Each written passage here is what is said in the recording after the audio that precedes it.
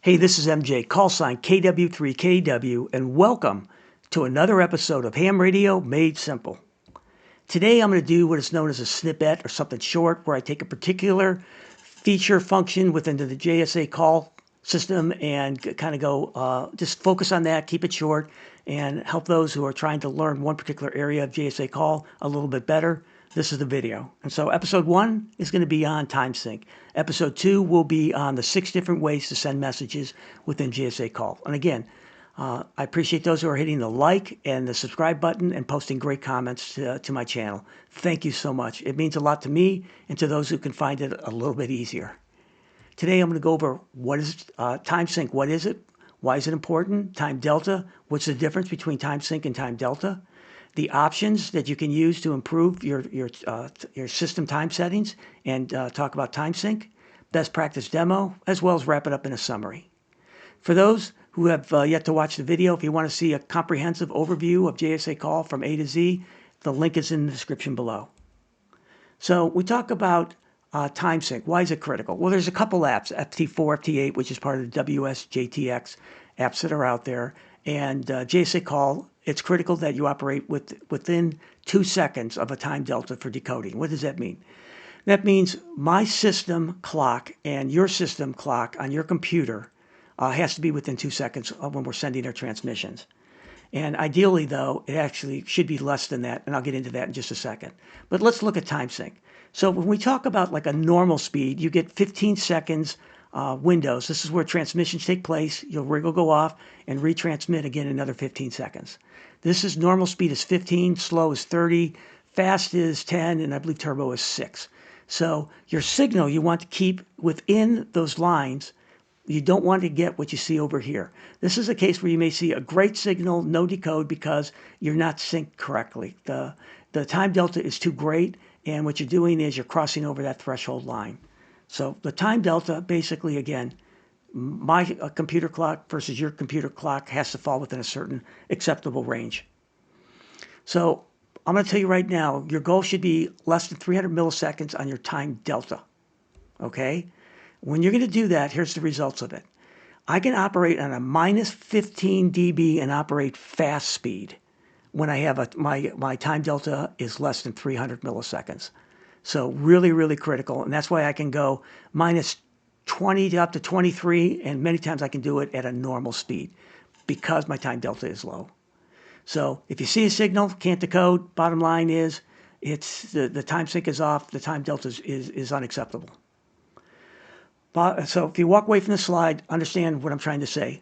The lower the time delta, the faster the speed you're able to operate within JS8Call. Now, there's a way to be able to take that time delta and basically zero it out when there's a large difference. So let's take a look here. Here's someone with a minus 1100 time delta. All I have to do is right mouse click on their call sign, that line. It's going to pull up an option that says jump to minus 1100. So this is plus, minus. It basically zeroes out. It's going to automatically populate on the timing area. It's going to take your time drift. It's going to do it. You don't do anything. Minus 1100. And at this point in time, you're able then to be able to have a great QSO with a very, very low time delta. Now, when you're trying to do a time sync, there are multiple ways to do it when the grid is up. Computer clock, not ideal, but it does work. And that's why you see a lot of these different time deltas. Computer clocks are just not set right or correctly. Some people don't even remember to basically set time automatically and leave that on. Or some people maybe once in a while will do a sync now, and time fades over a period of time. And we've done, one of the guys in our group basically did a test on this, and it will fade if you don't have your clock set every time you reboot it to update it. So just be aware of that. That's why you see some of these time deltas that are way off. You can manually do it under here, and this is Windows 11 settings, and I can actually use, for example, an atomic clock and adjust it manually right in that area. Now, best right now while the grid is up is use time sync apps, and the best one that's out there for me has found is NetTime. The link is in the description below. Simply once you install it, every time you reboot your computer, it'll start it. You won't see anything. You will see the screen for the first time, and once it's done, it's set, forget it, off you go. So it keeps very accurate. Now, if you want to adjust your rig time, which is not critical, if you have an Icon product, there are apps out there that will actually sync the time and date on your transceivers. And this is the product from Icon that does it. Not critical, but again, for those who like to make sure they have every dot checked off on their list of making sure everything is working correctly, here's another tool. So now what happens when the grid goes down? What are your ways to do it? I like WWV, which it's an HF radio station out of Fort Collins, Colorado. I'll get into that more in the next slide. That's a great way of doing it. GPS device, and I bought this off of Amazon.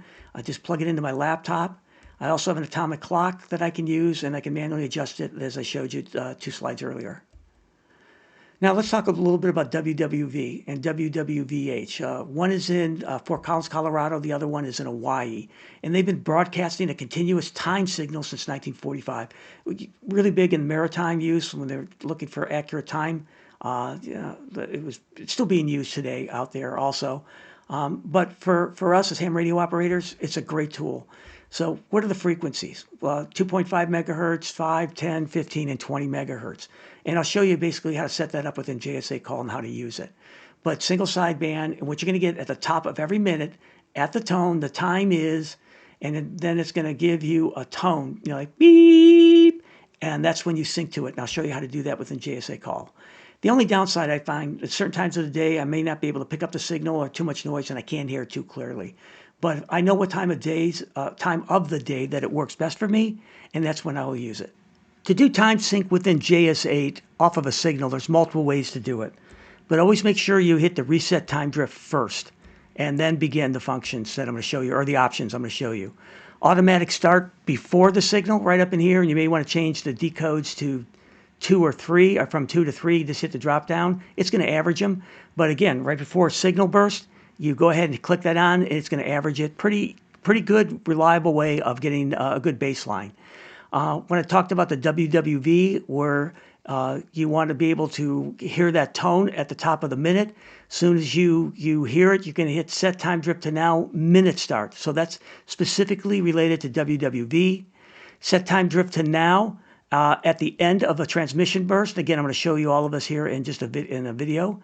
Or you can do it at the beginning of a time signal. Again, strongly recommend listen to the signal. And if you're going to do it at the end, as soon as you quit hearing it, click this. As soon as it begins, you hear it, click this, as well as watching it if you want. So multiple ways to do this. Now, if you want a copy of my setup guide that I offered from the last video, just go ahead and email me at hamradiomadesimple@gmail.com. But make sure you state JS8Call Setup Guide. And if you're going to do it, please hit the like and the subscribe button to help others be able to find this video. So let's get into part 1, time sync using WWV. In this section, I'm going to show you how to sync to WWV tone that's given at the top of every minute. And since I'm doing normal speed, which you see up here, these window boxes of transmission are 15 seconds. So you're going to see when this gets up here toward the top, it's going to be like we have here, a tone went off right here, no tone here, 15, so we're 45 seconds away from here, and it's going to do a countdown. So here a tone would come out. So a few things we need to do. Well, we're going to go to File, and we're going to go to Settings, and we're going to go to Frequencies up here, and I'm going to program in by just right mouse click, Insert anywhere, all, and type in 1500. You can do also 10.000, 5.00, 2.5, or 20.000. These are all the frequencies that are used for WWV. So I'm going to put OK, and by doing that, that now is going to appear in my drop down that we're going to see over here, right there. Next, you're going to want to make sure under View that you show, this is Show Band Activity Columns, and you want to make sure Time Delta is on. And under Show Call Activity Columns, Time Delta is on. Make sure those are all checked. And next, we're going to make sure Show Waterfall Controls or Show Time Drift Controls, interchangeable. Either one I click is going to pull up 3 boxes: Control, Display, and Timing. Quickly on Display, what I want to show you is what I do, and it's, let me go down here. You can see you got to scroll down. Under the Waterfall section, I have it 3 clicks to the right under Gain and 2 clicks from the left on 0. And what this allows me to do is pick up weaker signals. It's much, much brighter. You probably wouldn't see that under the normal setting. So again, just a reminder, use the display functions to pick up the weaker signals. So under time, make sure that my time drift is reset. It's back to 0. And what we're going to do here, and the signal just went off right in here, so we got about 45 seconds before it happens. I'm going to go to 1500, which you're going to see right in here. I'm going to click that on. And then I'm going to hit Set Time Drift to Now, Minute Start. That's the button as soon as I hear the tone. So what I'm going to do right now is I am going to take my speaker, put it over by my rig. I'll turn up the sound, and you can hear actually what's happening. And I will click on Set Time Drift to Now, Minute Start, as soon as the tone at the top of the minute.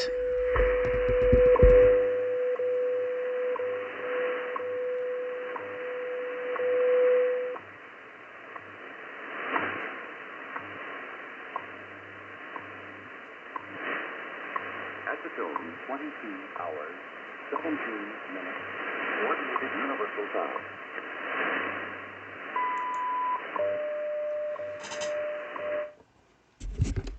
I clicked as soon as I heard the tone, and let's check out to see how well I did.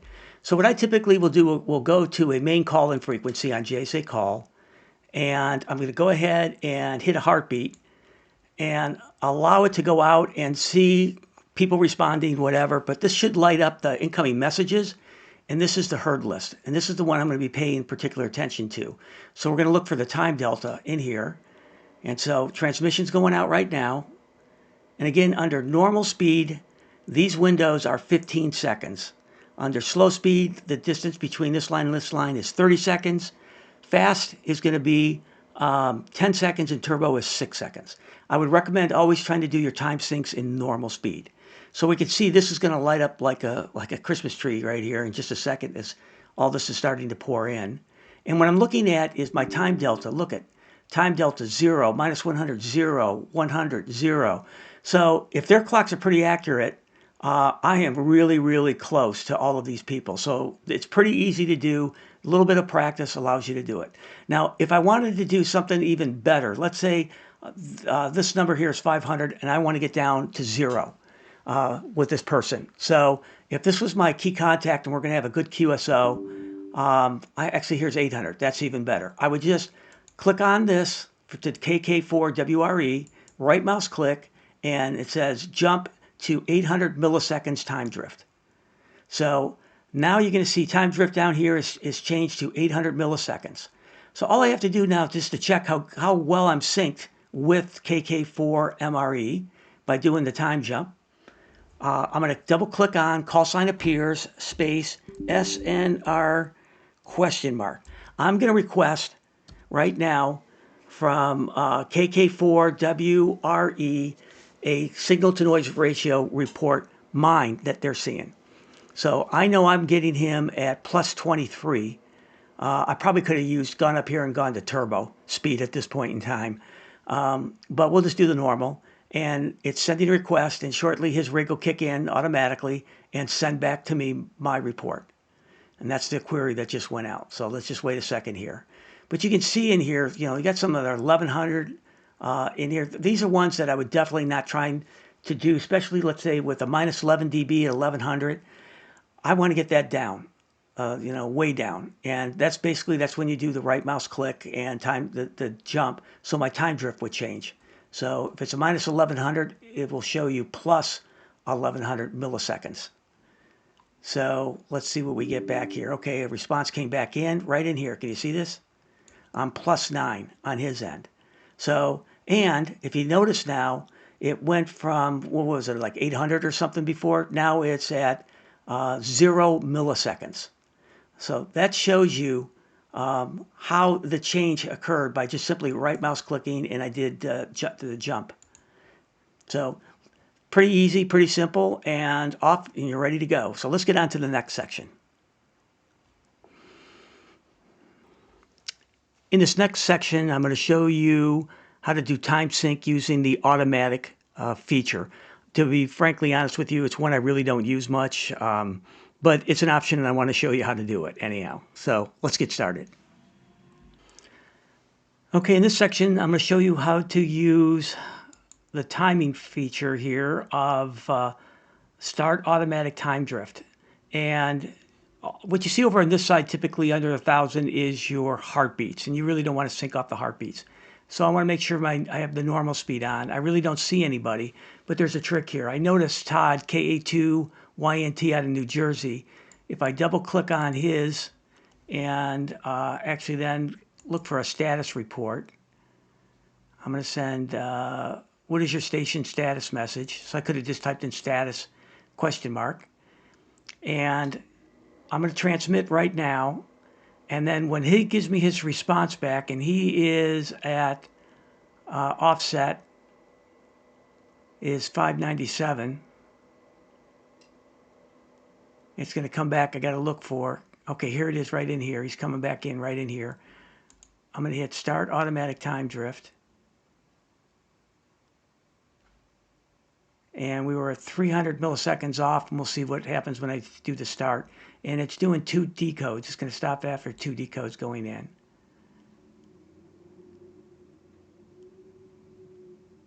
And this is the way I was able to basically get his system to send me a signal. He's probably not at his rig, but it was a way to be able to pull it down for me to be able to show you this. So again, Todd, thank you for allowing me to borrow your transceiver. And so it should come in, okay. Pull that in. And there it is. There's Todd. And I'm looking at now 0. We went from 300 to 0. So simply just start automatic time drift before the signal starts to come in, or one of these breaks right in here. And I had 2 decodes, so it did 2 decodes and worked perfectly. So pretty simple, easy way to do it, and works pretty well. Again, I typically don't use this, but if you want the easy way, this is one of the ways to do it. So let's move on to the next section.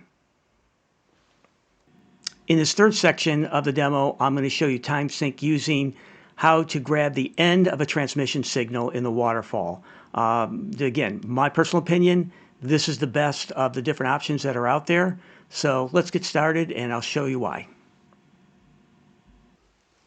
In this next section, I'm going to show you when you go to like a main calling frequency, 7.078, and I'm trying to get, for the first time, for example, let's say the grid is down, and I'm trying to locate onto somebody's signal, like one is coming right in here. I want to sync to theirs, and then if this happened to be like the net control person, I'd want to sync to their signal. So I'm going to sync to this based off of set time drift to now end. So that was the first pass came in. I'm going to do it over here. So highlight this one. I'm going to be ready to click it once it's just about done transmitting within that 15-second window, like right here. So we're going to look at that and show you when this comes up, we'll get an update on it right now. Looks like it's pretty good. And so this is around 1400, so it's this one. And we're looking at on 1400, where is that over here? That's right in here. My time delta now is 0, so I was able to lock on really, really well. If I didn't do that, I would basically then have to go to right mouse click, and jump, do the jump features. But that's essentially how you do it. The final section of the demo, I'm going to show you how to do time sync by capturing and marking at the beginning of a transmission signal within the Waterfall. So let's get started. I'm going to show you how to use at the start. So set time drift to now at the start. And so we highlighted the frequency that we want to get. And as soon as I see the start, I went ahead and clicked it on. And so this happens to be around 1020 in here. So I'm about 500 milliseconds off, which is pretty good. If I missed it, I could hit reset time drift and try another window to get in the start. But again, at the end is easier. The things I want to show you before I forget, when you see something really wide in here, this is a fast mode speed right in here. This is a normal. And when you get faster, it's going to go wider. This is why you don't want to sync off of fast. You want to sync off of normal. So again, so I know now if I go over here, we're minus 500. Again, I just right mouse click, jump to 500. And at that point, my time drift, next time they transmit, should come in at 0, who's ever transmitting on this.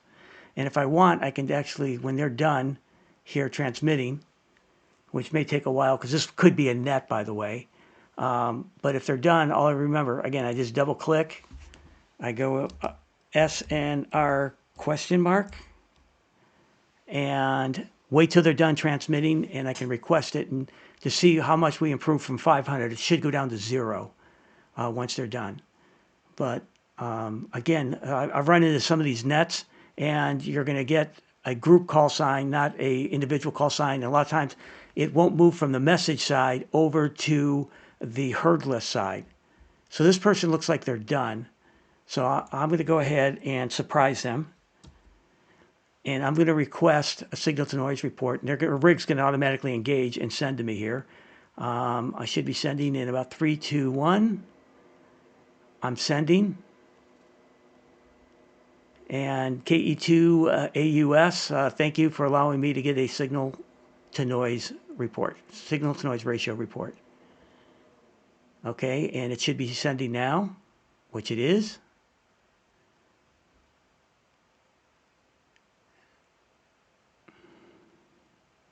And let's see what comes up. There it comes. And now at 0. So again, just to show you how you can do it at the start of one of these transmission windows, or at the end of a transmission window, automatic, or use WWV. So I've showed you all ways. Hopefully this makes sense. If you have any questions, post it in the comments, but let's get back and wrap this thing up. In summary, remember that time sync is a critical part of JS8Call. It's really critical in order to get the decoding to be full decode and accurate. They're going to tell you that the time delta should be less than 2 seconds or 2,000 milliseconds.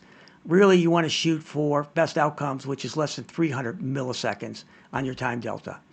Time sync options, easiest for me is trying to grab the signal at the end of a transmission in the waterfall. Let me know what you find easiest for you. I'd be curious. And start using WWV right now to do time syncs, and so practicing before the grid goes down. And this way you're going to find out, just 5,000, is it 10,000, megahertz works best for you at a certain time of day to be able to hear the signal. Let me know. And if you can't hear the signal at all, then this may not be an option. You may have to go to a GPS dongle. Display settings are going to be critical to be able to make it more sensitive to pick up the weaker signals, as I showed you earlier. And again, my opinion, the more I use this app, I still think it's the best digital app going forward now. Next video, same format, 6 ways to send the messages in JS8Call. I'll show advanced features in JS8Call I think you may have fun with. And I'm going to show you the off-center fed dipole, which is dipole I've been using now for about 6 to 8 months. And by far, it's my favorite antenna I'm using today, and I'll explain why. So this is MJ, KW3KW, with Ham Radio Made Simple, thanking you for hitting the like, the subscribe, and posting great comments. I really appreciate it to you. And if you stayed this far, again, kudos, thank you. So this is MJ, KW3KW, out.